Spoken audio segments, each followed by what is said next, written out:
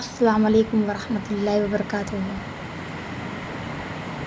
आज टॉपिक लेके आई हूँ कि काफ़ी लोगों के ज़हन में ये एक डाउट रहता है कि गलतफ़हमी रहती है कि टैटू बनवा लिया हाथों में, पैरों पे, जिस्म के किसी भी हिस्से पे अगर टैटू बना है तो क्या नमाज़ जायज़ होगी, कबूल करी जाएगी। और या जैसे कि 1-2 साल, 5 साल, 10 साल पहले टैटू बनवाया था, उसको हटा दिया है तो क्या नमाज़ मानी जाएगी, नमाज़ कबूल होगी। या और भी बहुत सारे सवालात रहते हैं जो हमारे मुसलमान भाइयों और बहनों के ज़हन में घूमते रहते हैं। तो इन्हीं सब चीज़ों के बारे में आज हम पूरी तरीके से आपको सेटिस्फाइड करने वाले हैं कि ऐसा इसमें क्या होता है और क्या नहीं। और बात कराते हैं आपकी मुफ्ती AM कासमी साहब से, और पूरी तरीके से आपको यहाँ पे जानकारी मिलेगी कि टैटू मुसलमानों के लिए जायज़ है या हराम है, और टैटू अगर बनवा लिया है या बनवाया है तो इससे क्या होगा और क्या नुकसानात हैं इसके, और हमें अब इस हालत में क्या करना चाहिए, इन सब चीज़ों के बारे में आइए वीडियो को शुरू करते हैं और बात कराते हैं आपकी मुफ्ती AM कासमी साहब से। तो चलिए। अस्सलामु अलैकुम वरहमतुल्लाहि वबरकातुहू। एक बड़ा अहम सवाल पूछा गया कि ये बताइए कि टैटू अगर बनवा लिया और उसको हटाना अब मुमकिन ही नहीं है तो क्या नमाज हो जाएगी या नहीं, ये सवाल पूछा गया है। क्योंकि पहले टैटू वगैरह जो होते थे वो क्या होते थे, प्रिंट होते थे और आप जब उसको हटाना चाहो तो हटा सकते थे। अब टैटू बनवाने की एक नया तरीक़ा चल रहा है कि खाल में टैटू बन जाता है गुदवा कर, और फिर वो हमेशा के लिए बन जाता है, उसको हटाना मुमकिन नहीं होता।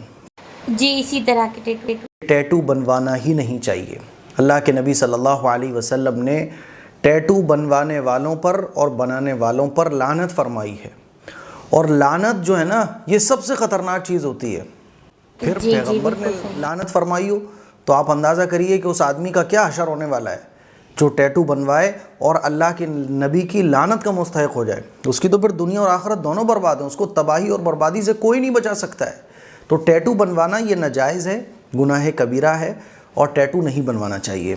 टैटू अगर बनवा लिया है तो आप उसको हटवाइए, और नॉर्मल हटाना मुमकिन ना हो तो इलाज के ज़रिए डॉक्टर से मशवरा करके कोई भी सूरत अगर उसको हटाने की है तो आप उसको हटवाइए, उसको ख़त्म करवाइए।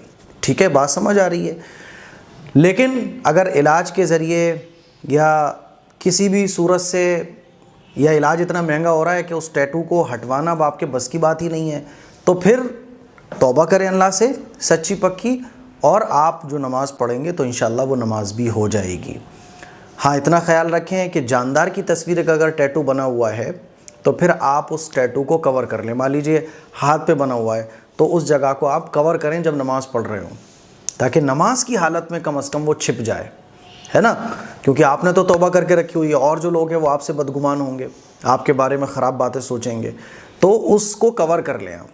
मान लीजिए किसी ने गर्दन पे बना के रखा हुआ है, तो जब नमाज़ पढ़े तो गर्दन को अच्छे से कवर कर लें। ठीक है, तो अगर इलाज के ज़रिए मुमकिन हो उस टैटू को हटाना तो हटवाइए आप, और अगर मुमकिन नहीं है या इलाज इतना महंगा हो रहा है कि आपकी जेब में गुंजाइश ही नहीं है कि उस टैटू को आप हटवा सकें, तो फिर नमाज हो जाएगी। अगर नॉर्मल वो ऐसे ही टैटू है तो नमाज हो जाएगी, और अगर जानदार की तस्वीर है तो फिर नमाज कराहत के साथ होगी। इसीलिए आप उसको कवर कर लें ताकि वो नज़र ना आए। मुझे उम्मीद है कि आपको ये मसला अच्छे तरीके से समझ आ गया होगा। सच्ची पक्की तौबा करेंगे, अल्लाह ताला इस गुनाह को माफ़ फरमा देगा। आइंदा टैटू ना बनवाएं, बल्कि टैटू तो बनवाने की सोचना ही नहीं चाहिए। वैसे ही यार ज़िंदगी में कौन सी नेकी हम लोग कर रहे हैं, तो कम से कम ऐसे गुनाहों से तो बचें, ऐसे गुनाह करने से बचें कि वो गुनाहों का धब्बा ही लगा रह जाए। अब टैटू बनवाना ऐसा गुनाह है कि टैटू आदमी बनवा ले तो तौबा भी कर ले, लेकिन वो बना ही रहता है, तो कैसे फिर तौबा के बाद भी देखेगा आदमी, कैसा मलाल आएगा। इसीलिए कोई भी गुनाह ऐसा ना करे जिसके निशान जो है ना बाकी रह जाए। इस क्लिप को शेयर करें। अस्सलाम वालेकुम वरहमतुल्लाहि वबरकातुहू। बिल्कुल सही कहा है। तो आप लोगों को अब पता ही हो गया होगा कि टैटू ये स्टिकर जो होते हैं तो इनसे हमें क्या नुकसान है और इस हालत में हमें क्या करना चाहिए, और अल्लाह ताला जिस चीज़ों से नहीं खुश होता है तो हमें वो काम नहीं करने चाहिए। हमें अपनी ज़िंदगी में वही काम शामिल करने चाहिए कि जिसको हमारा अल्लाह पाक पसंद करे, और बाकी आखिरत में और दुनिया में हमें इज़्ज़त मिले और अल्लाह पसंद करे। बस इतना ही काफ़ी है। तो दोस्तों, आप लोगों को समझ में आ गया होगा। मुफ्ती एम कासमी साहब ने अच्छे से सुनवा दिया है। वीडियो पसंद आए तो लाइक शेयर ज़रूर करें। अल्लाह हाफ़िज़।